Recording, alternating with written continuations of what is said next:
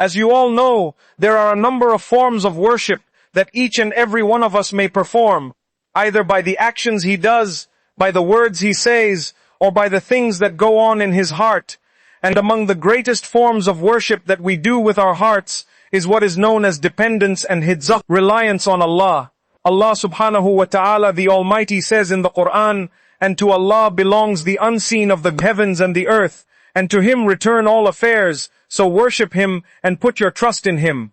Your belief is not complete without having complete reliance. Allah says, "And put your trust in Allah if you are believers indeed," which means that if you do not have full trust and reliance on Allah Subhanahu wa Ta'ala, then you are not a true believer. The beautiful word that many of us say, and a lot of us may say it without understanding its meaning, is Hasbunallahu wa ni'mal wakil. A lot of us would say it when someone does wrong to us, thinking that it is a supplication against that person, and it is not. It is the beautiful word that Prophet Ibrahim alayhi salam said when the pagans threw him into the fire. It was narrated that Jibril alayhi salam, the archangel, came to him and said, "Do you want anything from me?" And he was about to be thrown into a fire that burns everything dead or alive. Prophet Ibrahim alayhi salam said, "From you I need nothing. All that I need is from Allah." And he said, "Hasbunallahu wa ni'mal wakil." When they threw him in, Allah Subhanahu wa Ta'ala instructed what would naturally burn and kill to become cold, and not only cold but peaceful. Because if Allah had only said become cold, He would have frozen to death. Allah Subhanahu wa Ta'ala said, "O fire, be cold and peaceful upon Ibrahim." And he stayed there for a number of days, while the people thought he was gone forever. It is the same word that the Prophet Muhammad sallallahu alaihi wasallam said after the battle of Uhud, when 70 of his close companions were martyred, when he himself sallallahu alaihi wasallam was injured, and one of his teeth was broken, and he was bleeding. Someone came and said that the pagans felt they had not done enough harm and were coming back to annihilate the entire Muslim ummah. This did not throw any fear into his heart, nor into the hearts of his companions, because they had full reliance on Allah. What did they say? Allah alone is sufficient for us, and He is the best disposer of affairs. He is in whom we place our full trust and reliance. This is what a true believer believes, not only says. And to have actual reliance, you have to truthfully rely on Allah Subhanahu wa Ta'ala for attaining benefits and preventing harm from reaching you, not only in this life, but also on the day of judgment, where it is needed most. Allah Subhanahu wa Ta'ala, the Almighty, says in the Quran, "And whosoever fears Allah and keeps his duty to Him, He will make a way out for him, and He will provide for him from sources he never could have imagined." Subhanallah.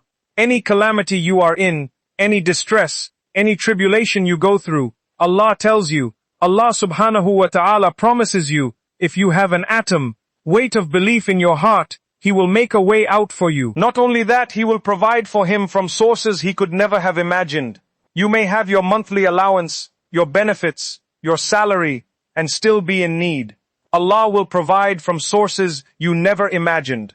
Not only that, Allah Subhanahu wa Ta'ala, the Almighty, says, "And whosoever puts his trust in Allah, then He will suffice him." Always in times of trouble, put your trust in Allah. Do what Allah wants you to do, and Allah Subhanahu wa Ta'ala will suffice you. No one on earth can cure your illness. No one on earth can pay off your debt. No one on earth can make you truly happy except Allah. Put your trust in Him, for He has everything in His hands. And that is why some of the Salaf used to say, it has been decreed. Allah Subhanahu wa Ta'ala mandated upon Himself that whosoever relies on Him, Allah will suffice him. Whoever believes in Him, Allah Subhanahu wa Ta'ala will guide him. Whoever lends to Allah, does Allah need you? Does what you have even belong to you? It is Allah's. But Allah Subhanahu wa Ta'ala is asking you, Allah is telling you, if you give in charity, Allah Subhanahu wa Ta'ala, the Almighty, will make you rich. Whoever trusts Allah, Allah Subhanahu wa Ta'ala will save him. And whoever calls upon Allah, do not call others. Do not call so and so in the middle of the night when everyone is asleep. Raise your hands and say, Allah Subhanahu wa Ta'ala, He will answer your call. You have to believe in Him. And whenever you recite the Quran, you will find many verses encouraging and instructing us to have tawakkul on Allah. If you go through the hadith of the Prophet Muhammad sallallahu alaihi wasallam, you will find many hadith affirming that this is one of the essences of our religion. To depend on, to rely on, to have tawakkul in Allah. The Prophet Muhammad sallallahu alaihi wasallam told his companions once that there will be 70,000 of his ummah, and I pray to Allah that He makes me and you among them, who will enter paradise without any accountability or punishment. So all you have to do is be resurrected, and you go to paradise. The companions differed among themselves about who they were. Are they the ones born in Islam? Are they the ones who were martyred? The Prophet Muhammad sallallahu alaihi wasallam came out again and heard them disputing and said, they are those who do not perform kai on others. Kai is a form of treatment used in Arabia and perhaps elsewhere when certain illnesses are difficult to cure. A piece of metal is heated until it is red and then placed on certain areas of the body. This is an approved form of medication. Yet the Prophet Muhammad sallallahu alaihi wasallam did not recommend it and did not like it because it included elements of physical torment. But those 70,000, though it is a valid treatment for illness, avoid it. The Prophet Muhammad sallallahu alaihi wasallam says, among their characteristics is that they do not ask others to perform ruqyah for them. They do not go to righteous people and say, give me, I have a jinn, I am possessed, I have an evil eye, I have black magic, perform for me, because this shows that their reliance, though it is permissible, is not on Allah. It is on that individual, because they believe He is the only one who can cure them, and this is wrong. A true believer who relies on Allah Subhanahu wa ta'ala does not even go that way. The Prophet Muhammad sallallahu alaihi wasallam also said that among their characteristics is that they do not believe in bad omens. So if I am going to the university in the morning and there is a car accident in front of me, I do not turn back and say, today is a bad day, it is not my day, I am not going, something bad is going to happen to me. They do not believe in bad omens. The Prophet Muhammad sallallahu alaihi wasallam also concluded by saying, and they have their full trust in Allah. How do we achieve this beautiful level of worshipping Allah and having our full trust in Him? You have to do two things. You have to connect your heart to Allah Subhanahu wa ta'ala, and you have to follow the steps that Allah has made permissible for you. If you depend and rely on Allah Subhanahu wa ta'ala without doing the necessary means, you are being irrational. If someone sits at home and says, "Oh Allah, grant me children," and he is not married and is not taking the means to do so, that is irrational. If he sits and says, "Oh Allah Subhanahu wa ta'ala, prepare a good meal for me," without going to the kitchen and cooking, that too is irrational. Likewise, those who depend entirely on the means and neglect Allah, those who say, "I am not going to ask Allah for anything. I am not going to depend on Allah Subhanahu wa ta'ala for anything. I am going to do it myself. It is I who makes things happen." This would be considered shirk and a form of disbelief. You are not depending on Allah, you are depending on someone else. And even if that someone is yourself, Shaitan has managed to fool a number of Muslim groups who claim to depend on Allah Subhanahu wa ta'ala. You will find them sitting in masajid, not working, not being active, not benefiting themselves nor their communities. And whenever you tell them, "Brother, you have to work, you have to do something," they say, no, I have full trust in Allah. If I work, it means I do not trust Allah Subhanahu wa ta'ala. The Prophet Muhammad sallallahu alaihi wasallam said that if you put your trust in Allah in a true sense, He will grant you provisions as He grants to the birds who go out in the morning hungry and return full. The birds do not have university degrees, they do not have physical capability above ours. Yet they go out, they search for food, Allah grants them, and they come back full. So in this hadith, the Prophet Muhammad sallallahu alaihi wasallam is telling us, if you want Allah Subhanahu wa ta'ala to grant you, you have to have full trust and tawakkul on Allah. And this does not come without you going out of your home, working, and putting food on the table. This is why you will always find in the Quran and the Sunnah many examples of this. Depend on Allah, but you must also take action.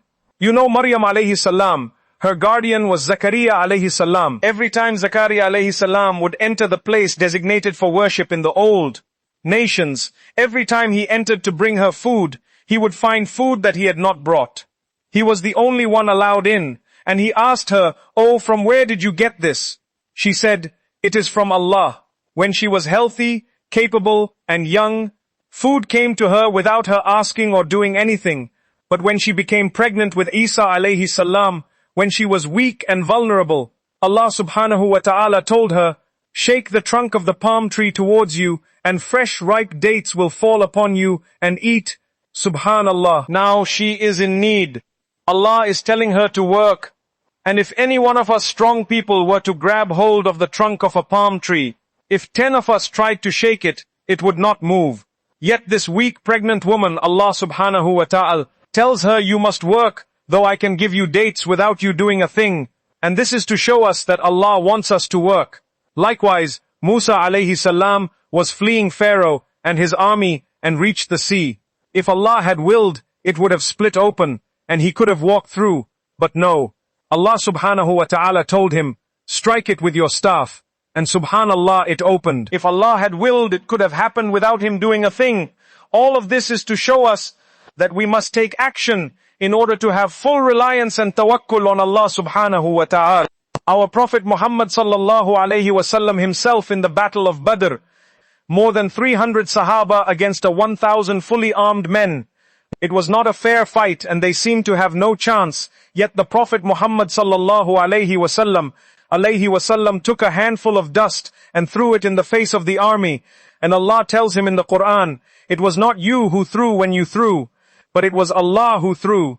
Allah Subhanahu wa ta'ala could have blinded them by His grace without the Prophet Muhammad sallallahu alayhi wasallam throwing anything. Yet Allah wanted His Prophet to play a role in it and to follow the proper means while having full concentration and full reliance and trust on the Allah Subhanahu wa ta'ala. People nowadays, and when I say people, we should look into ourselves. Do not look at the one sitting next to you, because Allah will only question you about your own deeds.